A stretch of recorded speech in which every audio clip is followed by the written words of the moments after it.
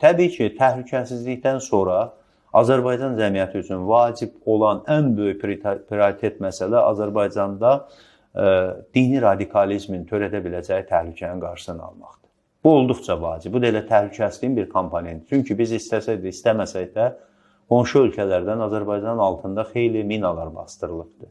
Bu minalar dövlətimiz zəif olduğu təqdirdə böyük bir fəlakət yarada bilər. Şükürlər Allaha ki, dövlətimiz güclüdür.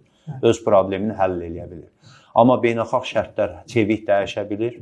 Elə şərtlər yarana bilər, elə bizə problemlər yarada bilərlər. Elə bir təcavüzlə qarşı-qarşıya qala bilərik ki, biz müəyyən mənada bəlli bir o çətinliyə üzləşə bilərik. Çox üzr istəyirəm, bu cəhdlər də var yəni. Əlbəttə, daxili sabitlik pozucu elementlərin Azərbaycanda baş qaldırması kifayət qədər realdır.